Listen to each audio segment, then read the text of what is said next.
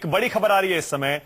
NSG यानी nuclear suppliers group में शामिल होने की भारत की उम्मीदों को, कोशिशों को बड़ा झटका लगा है।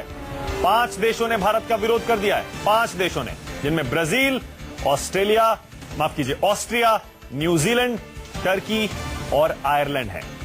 चीन पहले से विरोध कर रहा है। आप जानते हैं चीन और इसके अलावा ये देश न्यूक्लियर सप्लायर्स ग्रुप का हिस्सा है पहले से। और भारत और अमेरिका भारत की एंट्री को लेकर पूरा जोर लगाए हुए हैं। लेकिन अब देखिए 5 देश विरोध कर रहे हैं एनएसजी में भारत की एंट्री का।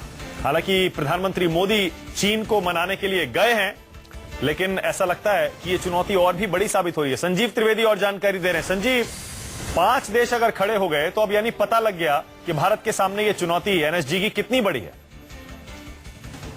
कौन से हैं वो तमाम देश हैं जिनके साथ डिप्लोमेटिकली भारत ने अपने आप को जोड़ने की पिछले 2 वर्षों में काफी कोशिश की है। प्रधानमंत्री ने अग्रेसिव डिप्लोमेसी का मुजाहरा करते हुए अपने आप को कुछ इस तरह से पेश किया था जिसमें कि लगा ऐसा था कि एनएसजी का जो मिशन है वो अचीव हो जाएगा। आज भी जब वहां बातचीत हो रही है सोल में, तो नजरें इस वक्त ताशकंद की तरफ हैं, जहां पर चाइनीज प्रीमियर और प्रधानमंत्री की मुलाकात हुई है। लेकिन नतीजा ऐसा लग रहा है कि अपेक्षित हमारे लिए नहीं आने जा रहा है, क्योंकि ब्राजील जैसे देश विरोध कर रहे हैं, पाकिस्तान लगातार विरोध में लगा हुआ है ही, और साथ ही साथ चीन का जो सबसे बड़ा प्रबल विरोध है उसको ताकत मिल रही है। और ऐसा लगता है कि अब कम से कम कल जो भी बैठक होने जा रही है, दूसरा दिन होने जा रहा है, उसमें आसानी से भारत की दावेदारी को मंजूर कर लिया जाएगा। ये मुश्किल लग रहा है।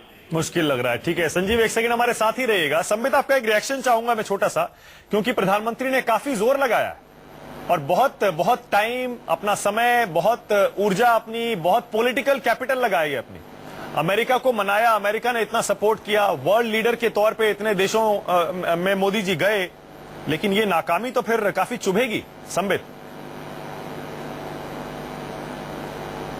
देखिए मानक जी, मैं पहले इंतजार करना चाहूंगा। पार्टी की और सरकार की कुछ मर्यादाएं होती हैं। जब ये बड़े खबर आते हैं, इसकी तथ्यता के ऊपर पहले सरकार बोलती है, उसके बाद प्रवक्ता सरकार के विवेचना सुनने के पश्चात कहते हैं। तो मैं उसी पद्धति को फॉलो करते हुए पहले इंतजार करूंगा। सरकार के बयान के पश्चात ही मैं प्रवक्ता का धर्म निभाऊंगा। नहीं, ठीक है, लेकिन फिर भी अपने दर्शकों को बता दें, बीजेपी के प्रवक्ता संबित पात्रा फिलहाल इस खबर पर कुछ नहीं कह रहे हैं कि 5 देशों ने न्यूक्लियर सप्लायर्स ग्रुप में भारत की एंट्री का विरोध किया है खुलकर। संजीव, 5 देश अगर खड़े हो जाएं, ये तो यूनानिमस डिसीजन होना चाहिए, सर्वसम्मति से। अगर 5 देश खड़े हो गए, इसका मतलब अब मान ही लिया जाए कि कम से कम अभी तो हमें एंट्री एनएसजी में नहीं मिलने वाली। देखिए, बात क्या, केवल एक देश भी अगर आपकी एंट्री का विरोध करता है तो फिर एंट्री नहीं मिलेगी, क्योंकि यहाँ सर्वसम्मति से फैसला लिया जाता है। आप जानते हैं मानक, एनएसजी 48 देशों का एक समूह है, जिसमें 5 वो मेंबर्स हैं जो कि सिक्योरिटी काउंसिल में परमानेंट मेंबर्स हैं, और सबों को एक बात पर शामिल होना पड़ता है और इसी साझे निर्णय के तहत मेंबर्स बनाए जाते हैं। अब समस्या ये है कि भारत की दावेदारी का अमेरिका पैरोकारी कर रहा है, लेकिन अमेरिका के जितने विरोधी हैं वो हमारे विरोधी हो गए हैं, और इसीलिए कहा यह जाने लगा है कि क्या ये सही नीति हमारी थी। अमेरिका के हम बहुत करीब चले गए थे,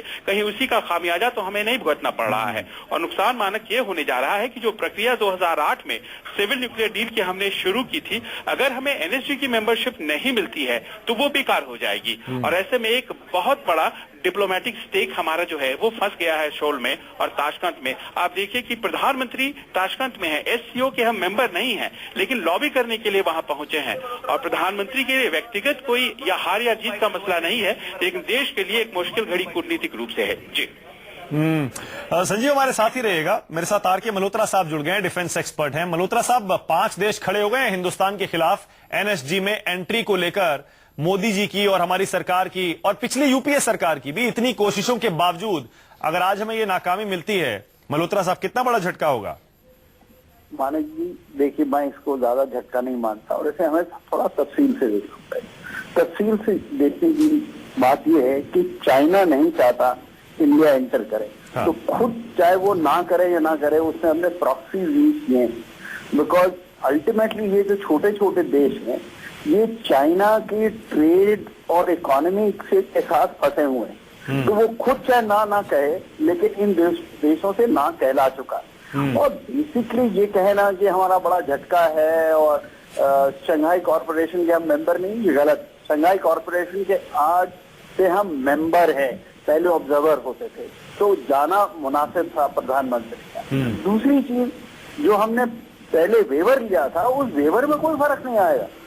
तो सिर्फ एनएसजी में जाने का मतलब ये था कि हम ट्रेड कर पाएंगे टेक्नोलॉजी में, वो ट्रेड शायद हम नहीं कर पाएंगे, लेकिन बायलैटरल ट्रेड तो अब भी हो सकता है। लेकिन जो पहले अगर एनएसजी के मेंबर होते तो अपनी मर्जी से हम ट्रेड दूसरी कंट्रीज में कर सकते थे, वो शायद अब थोड़ा डिफिकल्ट होगा। तो इसमें कोई ज्यादा सेटबैक नहीं है, एक प्रोसेस है। अब नहीं हुआ, कुछ दिन बाद हो जाएगा, बिकॉज ये छोटे छोटे कंट्रीज को जैसे हिंदुस्तान की जरूरत पड़ेगी और इंडिया उनके साथ जरूरत पड़ेगी, ये रिजॉल्व हो जाएगा। मैं इसको बहुत बड़ा झटका नहीं मानता।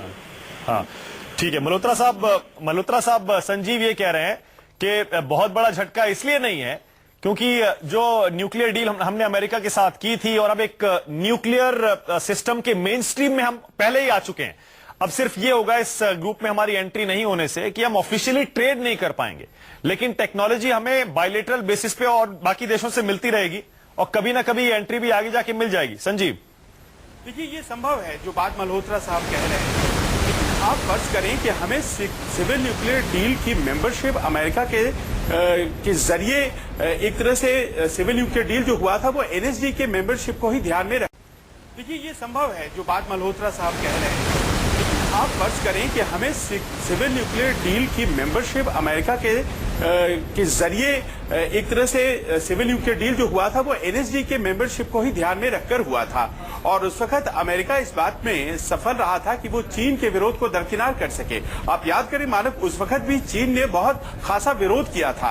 और भी जो छोटे छोटे देश हैं, ये सच बात है कि इनके विरोध को बहुत ज्यादा मायने नहीं दिया जाता है, लेकिन चीन का जो विरोध है वो जबरदस्त है। और इस बात को ध्यान में रखिए कि भारत का विरोध नहीं किया जा रहा है, एक बड़ा प्रिंसिपल्ड स्टैंड लिया जा रहा है। क्या एनएसजी में नॉन एनपीटी मेंबर, यानी बिल्कुल सही है, जिन लोगों ने एनपीटी, जिन देशों ने एनपीटी साइन नहीं किया है, क्या उनको एंट्री एनएसजी के अंदर दी जा सकती है? नहीं दी जा सकती है। बहुत सिंपल है। और भारत के लिए एग्जेम्पशन देने को ये मेंबर ग्रुप्स तैयार नहीं है, ग्रुप मेंबर्स तैयार नहीं है। और अगर ये एग्जेम्पशन नहीं मिलता है, नॉन एनपीटी मेंबर्स शामिल नहीं किए जाते हैं, तो फिर जाहिर तौर पर इंडिया को नहीं शामिल किया जाएगा। लेकिन अगर कंट्री स्पेसिफिक एग्जेम्पशन दिया जाता है तो इसका विरोध चीन कर रहा है और पाकिस्तान को भी मेंबरशिप मिले, ये बात कही जाती है। बिल्कुल ठीक है। यानी कि एक बहुत बड़ा मुश्किल स्थिति यूं कह सकते हैं, एक ऐसी मुश्किल स्थिति जिसमें कि भारत किसी भी तरीके से अपने आप को बाहर निकालता हुआ फिलहाल नहीं दिख रहा है। अब 3-4 महीनों में आगे क्या डिप्लोमेसी टर्न लेती है ये देखना होगा। बिल्कुल ठीक है। सी उदय भास्कर साहब मेरे साथ जुड़ गए हैं, रक्षा विशेषज्ञ हैं, डिफेंस एक्सपर्ट। स्वागत है आपका। सी उदय भास्कर साहब, आपको क्या लगता है? जनरल मल्होत्रा भी मेरे साथ हैं, वो भी कह रहे थे बहुत बड़ा झटका नहीं है हमारे लिए, ये न्यूक्लियर मेन स्ट्रीम में हम बने रहेंगे और एनएसजी आज नहीं तो कल हमें मिल ही जाएगा। देखिए, अभी जो खबर आ रहा है सोल से, ये रिपोर्ट आ रहा है कि ऐसे छोटे देश भी हैं 2-3, जिसका आपने अभी जिक्र किया है जी, जो कि भारत के एडमिशन के खिलाफ वो अपने राय या मंजूरी उन्होंने दिया है। हाँ। तो इसका अर्थात ये कि एनएसजी का हर एक डिसीजन जो है वो बाय कॉन्सेंसस होता है। तो अगर सहमति नहीं बनती है, कोई भी देश छोटा हो या बड़ा, वो नए मेंबरशिप के ऊपर अपना एक प्रकार से वीटो डाल सकते हैं।